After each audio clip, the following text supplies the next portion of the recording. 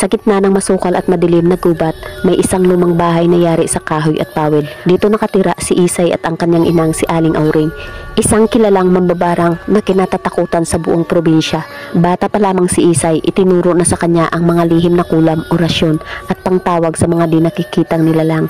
Nilagyan siya ng poder sa katawan, isang anting-anting na panangga sa epekto ng orasyon.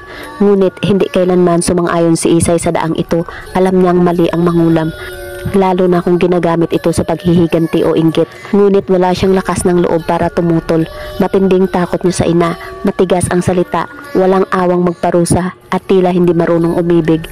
Wala ring ibang pamilya si Isay, iniwan raw siya ng kanilang ama habang nasa sinapupunan pa lamang. Patay na rin ang lolo at lola nito. Grade 6 lamang ang inabot ni Isay. Bihira siyang makalabas ng gubat, wala siyang kaibigan, at ang mga taong lumalapit lang sa kanila ay yaong nais magpakulam. Lumaki siyang naglilingkod sa ina, mga alay, dasal, pagkuha ng pangalan at pag-abot ng mga gamit. Tahimik siya, mabait at marikit na dalaga sa edad na 17. Isang araw napilitan siyang sumama sa bayan sa tindahan ng bigas. May lalaking dayo, si Ramil, mula sa Maynila, na nabighani sa kanya. Pilit siyang kinilala nito, ngunit tumanggi siya. Istrikto ang nanay ko, tanging sagot niya. Hindi sumuko si Ramil. Isang hapon, sinundan siya nito pauwi at natuklasan ang kanilang tahanan sa gitna ng gubat. Nagalit si Aling Auring, binalaan si Isay na layuan ang lalaki. Ngunit sa lihim, patuloy silang nagkikita ni Ramil sa may ilog. Nahulog ang loob niya rito.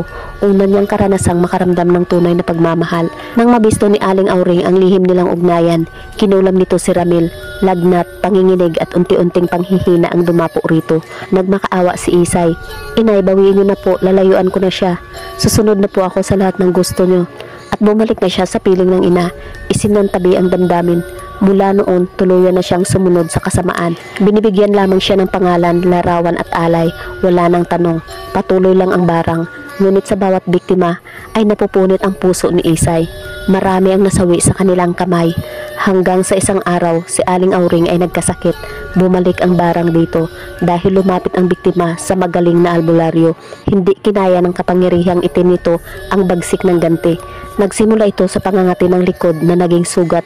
2 araw lang, naging butot balat ito, inuuod at amoy bulok na hayop. Kahit anong pakiusap, walang manggagamot ang lumapit. Si Isay na lamang ang nag-alaga sa kanyang ina kahit kinikilabutan sa nangyayaring kabayaran. Sa huling hininga ni Aling Auring, sinabi nito, "Anak, patawad, sunugin mo ang lahat ng mga gamit ko. Magbagong buhay ka, hanapin mo si Ramil, mahal mo siya, gaya ng pagmamahal ko sa ama mo." Dito inamin ni Aling Auring, hindi sila iniwan ng ama ni Isay. Ang magulang niya mismo ang